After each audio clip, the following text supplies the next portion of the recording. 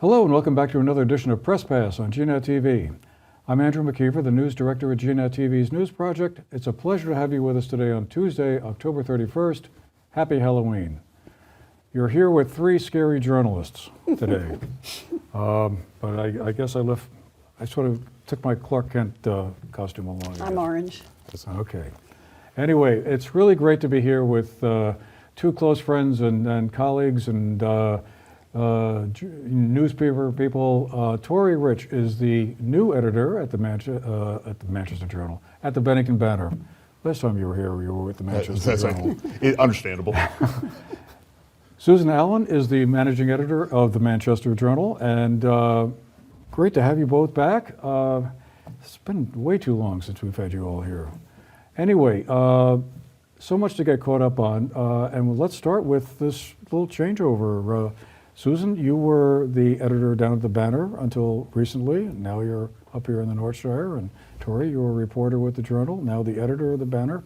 What prompted this change? I'll give you the really short version. I'd been at the Banner for about a little over 2 years, 2.5 years, and Tory had been working up here in Manchester, making a pretty big commute. And there was a personnel change here in Manchester, and the loyal readers will know who I'm talking about. Greg Sukanik stepped away and went to the Eagle, the traitor. And so we had an opening in Manchester, and for a long time tried to fill it, which is very difficult to do, as people who are watching know. There's housing issues in Manchester and in Bennington, but particularly in Manchester. And after a lot of back and forth, and during that time I was doing both papers, which was pretty exhausting. And I had very high respect for Tory and what he was doing up here, and reached out and said, would you have any interest? And he thankfully said yes. So we made a clean swap. I have loved the Manchester news scene.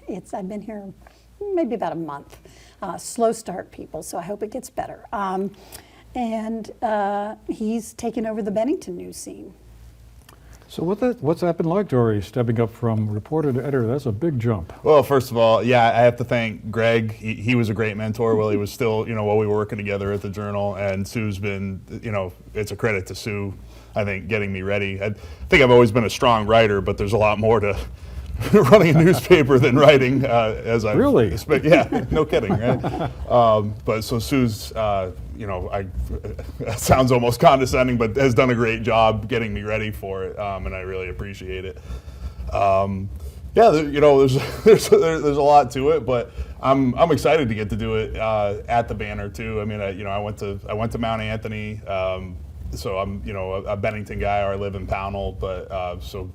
The quick commute is nice, and just knowing everybody and getting reacquainted. I've been back for 5 years, so trying to get reacquainted with the town and everything is, there's no better way to do that than as a journalist, right? You learn something new every day. So yeah, it's been a little crazy, still getting my feet under me, but I definitely enjoy it. I mean, at the end of the day, you get to write for a living. Can't complain too much, right? Really? Yeah. Well, what could be worse than that?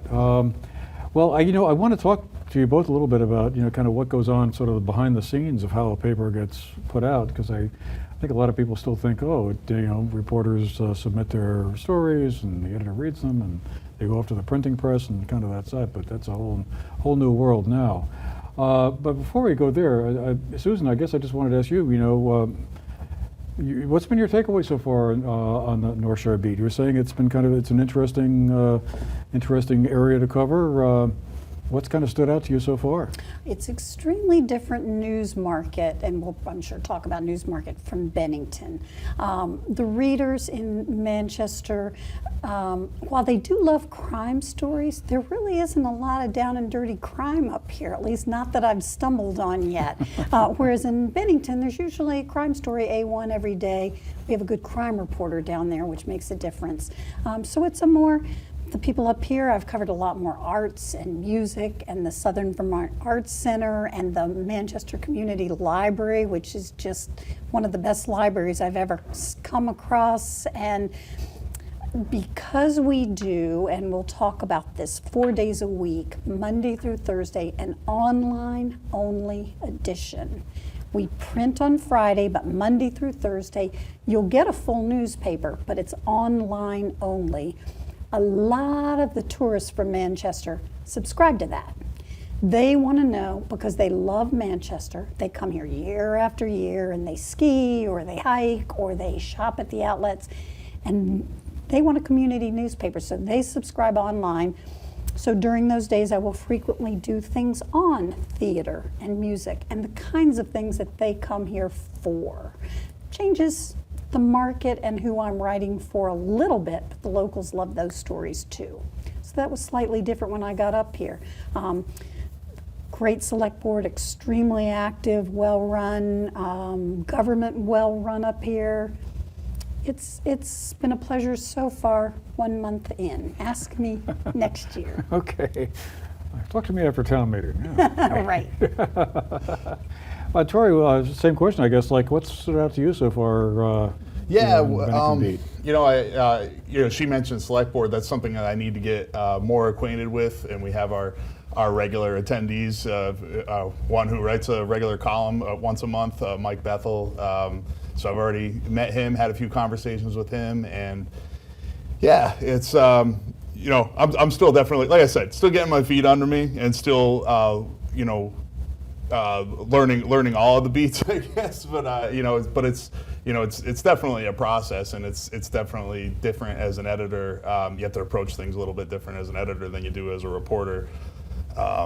And I realize that now more than ever. It's funny. I said to Sue when she started teaching me, like, hey, this is how you actually put the paper together. I was like, I wish you had actually taught me this like 6 months ago, because it would have made more sense. Like, oh, why this needs to be in at this time, or why you need to format it that way, or those sorts of things. It was like, hey, you should have taught me this a long time ago. Like I would have been even better as a reporter, but.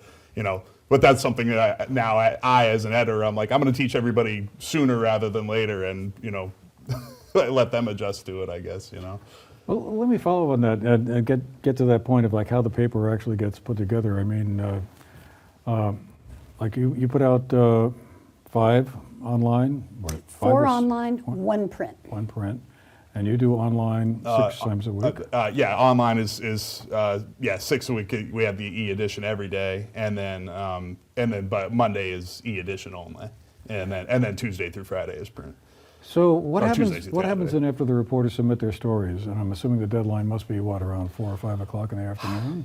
I mean, like yeah, it varies. I guess the official is 5 o'clock, but things happen. Right. You have to be flexible. And you hope they don't all come in at the same time, but some days they do, and that's also just how it goes. But yeah, if it's a big enough story, I'll hold space, and it might be till 6:30, whatever. And so once they put it in, we have a system. Two editors need to look at it generally. I'm doing a lot with the online side, like adding links, keywords, things for search engine optimization, things like that, making sure the picture looks right. So there's a lot more that goes into it. We're actually, I learned even more from our cohort down at the Eagle, Maggie Baker, excuse me. And we just had a meeting with her yesterday. She taught me for 3 hours about how I can make our website stronger and make our online presence better. So that's definitely going to be a big push over the next few months, I think, and just getting everybody on board with it, and hopefully reestablishing that with the community. Like people starting to see, like, this is local news again. We went through a stretch there where we were kind of relying on other Vermont news media outlets. I want Bennington news or Bennington County news, specifically. I want to focus more on that. And so it takes time, like I said, just meeting everybody as an editor, not just as a guy around town, it's just a process, and it's going to take a little bit of time, but we're definitely moving in the right direction. Can I comment on one thing he said? And I think I've talked with you about this on the show before, but what's important about what he just said is his hard focus on online media, because I think it's probably journalists talk about all the time. the print paper is looking less and less like it's going to be the future of newspapering. You know, I'm a senior citizen, so I can say this. We're dying out. The people that read print paper and demand print and want to hold a print paper in their hands honestly are dying out or just not buying papers anymore. And so slowly we are all, including our newspapers, moving products online. The Journal launching a 4-day-a-week online edition is a bit of a trial balloon. We're trying to see if people like it. Will they buy it? Will they pay for it? Are they going to demand? They love the Friday paper. Let me tell you, if their letter to the editor isn't in the Friday paper, it didn't run. If it ran online on Tuesday, it never ran, nobody saw it. I'll hear from that person forever. So we have ways to go to convince the public that they want an online product. For us, it saves us $100,000 a year to not have to print a paper 5 days a week and have it distributed by people and pay all the salaries, which is critical in our struggling industry. So Tory's really taking a dive in the deep end. Yeah, and for what it's worth, I prefer that physical copy in my hand too, but it's like you just spoke about the economic reality of printing papers and everything like that. So for what it's worth, the e-edition is laid out like a traditional newspaper. You know, so when you log on, it looks like a paper. You turn pages on your computer and it's laid out like a newspaper. Kind of like a newspaper on a Kindle, I guess. But like, I don't know if people still use Kindles, but you know, like, yeah, they do. Yeah. Well, it's the first thing I read in the morning on this, so, you know, and it's always interesting to kind of, you know, flip through it. And yeah, the experience is very similar to holding a, I don't know, what's the right word here, old-fashioned print paper. But yeah, there's the only thing I've always felt about, you know, reading a paper in the traditional fashion is that I used to find it a lot easier to read the entire stories. Whereas sometimes when I'm reading online, I'll just go to the headlines, I'll read the first couple of graphs, And get the move story, and okay, I know what happened. And I don't know, somehow for some reason when I'm holding a paper, you have I anyway have a tendency to read the whole thing. That also speaks to, like the kind of the direction that we might, you know, push journalists would be like, hey, maybe a couple of quick hitters instead of one longer form story, which you still, there's no replacement for the, you know, the deep dive. But it's just, you know, maybe you don't do that as often. Maybe you pick and choose where you do that a little bit more. Again, that's something I'm going to have to figure out over time. It's not like I have it all figured out yet. But. So then the online paper gets put together overnight, and then by 5 o'clock in the morning, which seems to be when it hits my iPad anyway. Yeah, I'd say. I mean, geez, they might be done by like midnight because then they gotta print them for me. Usually they send me the next day's layout by midnight. So yeah. But they go now. Most of them are delivered by mail, U.S. mail. I don't know if you knew that. Many papers are going to that. We used to, you know, when I was a kid, the paper was there at 6 o'clock in the morning when you got up and had your coffee. But now it goes out in the U.S. mail, so you don't get it to the afternoon, and we all know how reliable the U.S. mail is. So we've gotten some complaints about that. Or you can spend a little bit of extra money, and it's called white glove service. Have it delivered to your home, but it costs you extra. The industry is really changing. It's and I'll be real quick and then get off this. But the Manchester Journal's online version, I just want to make a plug. Monday through Thursday is a great newspaper. There's news on the front page, like breaking news on the front page. And there's arts and entertainment, and there's op-ed pieces. And slowly, people are starting to subscribe, but a lot slower than we thought. But the numbers are going in the right direction. So I'm just trying to put out a good paper every single day and hoping the word spreads and people buy into that format. But it's been slow going. And I'll just, and then we can get off it. But I want to also speak to, you know, it's a fair criticism, but we've gotten the criticism of sharing content before between our two papers, and that's still going to happen some. But we've definitely done better, I think, recently of getting away from that, and that is something that we're focusing on is not sharing quite as much content, especially on our front page. So keeping Manchester, and Bennington. But obviously, some things are intertwined and relevant to both. So Yeah. so we're going to have some. I remember back in the old days, that would happen all the time, and why not? You know, stories are interesting to people in both places, even if the date lines, Bennington or Manchester. I Yeah, would that's think, the way I anyway. feel too. Anyway, well, I just wanted to kind of dive in a little bit to some of the quote-unquote big stories you've all been covering. And Tory, let me start with you. The Ben High conversion seems to be a big deal in Bennington, and there's going to be a vote in March about this to approve the whole process. I mean, I wonder if you could just sort of remind us about what's going on with that. Yeah, I mean, so our town manager said that they had a petition. They needed, it was a weird number. It wasn't, I think it was 485 signatures. Must be a percentage thing. I wasn't 100% sure on that, to be honest with you. But they got the petition to take a town vote on specifically the senior center, and transferring the senior center over to the Ben High building. And basically, what it seems like the issue was they didn't feel like the select board and the town manager were transparent enough, and so they want a meeting specifically about that. But the town manager has been said multiple times that this isn't going to stop the Ben High project from going forward. It's just a vote on this particular issue, basically. But so you can correct me if I. No, that's right. No, the senior center would go into private developers' hands as part of this deal to renovate the old high school. And it would go back on the tax payroll. So it sure looks like a win-win, but there's a group of people that are sort of trying to stop that part of it. And there's a speculation they're trying to stop the whole project. And that's their piece. Because I was kind of puzzled as to, well, why would you want to, like, you know, It's not puzzling, have this go Andrew. forward? It is puzzling. I, And so there'll be a vote on whether the town should in fact give up this property to a private developer or not. And what the town is saying is, as Tory pointed out, is doesn't matter. It's not going to blow up the project. It's too small. It's peanuts. It's $400,000 or something in a massive multi-million-dollar.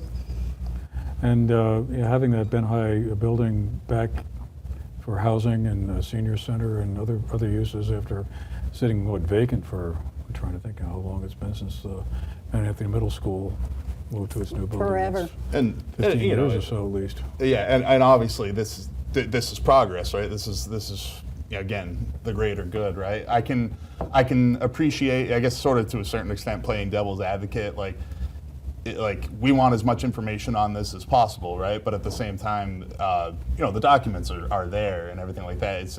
I think the issue is, they want it presented in public, at a public meeting. So I can sort of appreciate that point of view, but at the same time, let's not stop something that's obviously going to be good for the town. I get it. Don't rush something. Let's make sure we do it right if we're going to do something right for the town. But also, this is something that there's a lot of these projects that need to happen in Bennington. So let's not stop progress either, right? So.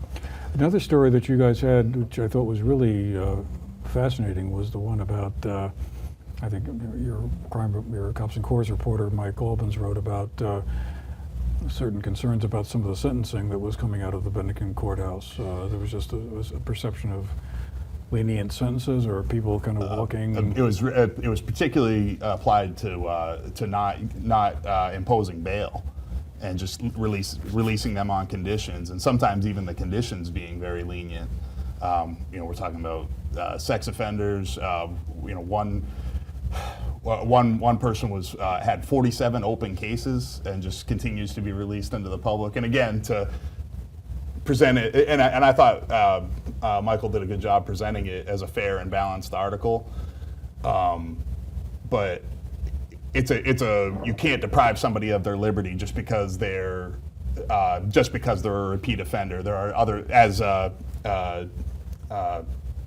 Erica Marthage mentioned in the article, you can't deprive somebody of liberty just for that. It has to be, you have to factor in, the public goods, the public safety. Part of it is supposed to be likelihood that they'll re-offend, though, and so all of these things came into it, and it just we've gotten to a point where nothing seems to be going to trial lately.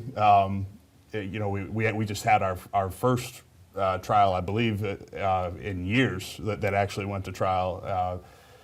And, so most things end up being, a plea deal. But yeah, that article centered around just like they're not imposing any bail, never mind. I guess it's an equality issue or an equity issue too. Like, people that have the money to pay bail are going to be out, and people that don't. But yeah, the way we kind of looked at it was like, okay, there's also a public good side to this that doesn't seem to be weighing heavily enough on the courts, and that was kind of where we were coming at it from on that one. But again, I think he presented it well enough, especially through Erica's quotes saying like, this is why.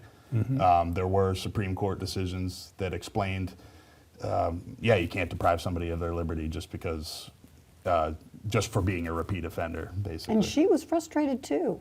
Yeah, She understood the whys, but she was getting kind of sick and tired of watching them walk out that courthouse door herself. Well, it's, because the court system right now is pretty overloaded. I mean, I've only covered court a few times myself, and in one case it came all the way to the day of the trial to start in the case of the state trooper. And then it turned out that the state didn't have their documents right, and it was like 2 days before. And basically, long story short, the judge was upset because like we went through all this, we scheduled this trial, this block of time was set for this trial, and then we get there and now it's a mistrial. And, or excuse me, not a mistrial, it was that the case was thrown out. And so it's things are very tightly packed at the courts right now. And so, it seems like it would alleviate some of that. Obviously, it's a complicated issue. It's not, there's no silver bullet solution for it, but courts are overloaded right now. Is this a leftover from COVID kind of thing, or as when I was going to the courthouse more, it did seem like a lot of cases, there was a little bit of a backlog maybe from that too. I would think by now they would have worked through most of that. And it's a mental health thing too, right? Like I'm sure, I can't speak to this with any degree of certainty, but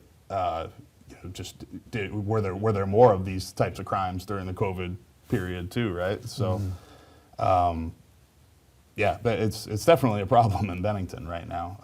Just the caseload in itself and scheduling things at the court. Interesting. Well, meanwhile, up in the North Shire, Susan, what are some of the stories that you've been covering that you kind of leap off? I mean, we were both at that cell tower meeting last week. I thought that was kind of interesting. Biggie. Yeah, that was towers. Anytime you put towers on an issue, it becomes controversial, whether it's cell towers or wind towers, or because for good reason. They affect a person's view. There is a segment of the population that believes rightly or wrongly they emit radiation. People do believe that towers impact their quality of life. Manchester is known as a tourist town and certainly doesn't want to damage its view shed with some hideous tower sticking up in the middle of the view, blocking it. The tower that's being proposed now by Verizon is being proposed down by the Riley Rink at the Hunter Center. And so everybody gathered to make, I shouldn't say everybody, a segment of the people interested in this issue, and they were overwhelmingly opponents, I would say. And you were in the room, you feel free to disagree with me, but and they're saying that, here we've taken the Hunter Center, we're going to put music there, we're going to bring statewide sporting events to Manchester, and they're going to look at this hideous tower, please don't bring it. They used a lot of hyperbole, like please don't cook our children, because of the radiation issue. You have two totally different types of radiation too, right? They are. But all that said, it was a great opportunity for people on both sides to learn more because the Verizon people were there, to see an image of how tall the tower would be thanks to a little red balloon that floated we had on the front page of our paper. So it was very informative, extremely well-run meeting by Ivan Beatty, the chair. I thought he handled it. It could have easily gone south. I've seen those go south 1,000 times, but he's respectful, runs a good meeting. So that's been kind of the big story since I came on board up here. And of course, there's still that earlier story that occurred back in May, the AT&T proposal for Yeah. the tower down there, so I'm not sure kind of where that stands at the moment, but When they're talking about putting the AT&T one on the same tower too, or is that something they were? No, it's different. They were going to put it down Yeah, in the heart of the yeah, village, yeah, which was a whole downtown almost, different, yeah. yeah. Yeah, and it's an interesting trade-off between the view issue with the visual piece and the fact that, cell service, I guess, is getting pretty overloaded in Manchester based on the infrastructure they have right So now. overloaded. One woman at the hearing talked about her 80-something-year-old mother who fell right in Manchester and couldn't get 911 on her cell phone because the system is so overloaded. She had to wait for a delivery person who happened to come 4 hours later, help her up, and they used a landline to call 911. And some business people talked about how we are a tourist town, but tourists expect connection. They come here and then they don't have connection. They can't book rooms. They can't run credit cards in some cases. So it's an extremely complex issue. And in the end, no one's going to be 100% happy, and we'll see where it goes. It's kind of funny because we talk about moving to a more digital world and everything like that, and now we're not able to keep up with the demand of it, right? I mean, T-Mobile down in Bennington is terrible too. I don't know about everybody else's service, but my phone's basically a paperweight if I'm not somewhere with Wi-Fi. So it might be worth a deep dive, because even the 911 thing, that's obviously a very serious issue. Which I was under the belief, maybe incorrectly, that 911 was prioritized, like basically everything else gets bumped down for a 911 call. Apparently I don't not. know. Yeah, I don't know how cell phone The towers work. system people just can't said, yeah. differentiate the telephone number. Yeah, whether if you're We were downloading told at something the from hearing. TikTok or you need to call 911, they don't know the tower or the signal, the apparatus doesn't know the difference. And that's the extreme example, but just for people, I mean, people like us to do our jobs, right? Like, I might need to make a phone call and I'm not somewhere with Wi-Fi, and right now that's kind of out. Like, Well, one other story I just wanted to ask you about, Susan, before we have to run. You had a really neat story, I thought, on Londonderry and the flooding reflections on the big floods that occurred there back in July. What gave you the idea for that story? I started a column called The View from Main Street, which is where our office is. My office is in First Congregational Church, right across from the Equinox. And I like to get out of the office and go somewhere and do a deep dive. And I was curious about Londonderry because they're our closest neighbor that got creamed in the July flooding. And they really got creamed. Businesses are still shut down. In fact, Andrew tuned me in that there's going to be one business that's had a grand reopening just this week. And that flooding was in early July, like the 10th, I think. And so I wanted to go, and I met with the chair of their select board, who is a gunsmith. His profession is a gunsmith. And that I didn't know. And he is now having to be an expert in federal grants and FEMA and individual assistance. And he spends all his time helping his community and individuals in his community recover. And that to me is just a great story that's just, you don't want to tell it in 6 inches. You want to tell it in a nice big way. And so I'm looking for more of those. People, Okay. send in your tips. All right, you heard it here first. Well, so much more to talk to, but fortunately, now that you're both in the neighborhood, we'll come back. you'll be back. yes, sir. All right. Well, we're going to have to leave it there for today, unfortunately. Gosh, we're just getting warmed up here. Anyway, thank you all for being with us today. I hope you are having a nice Halloween and big plans for the evening, and thank you for sharing part of your day with us. We'll see you again the next time. Meanwhile, take care.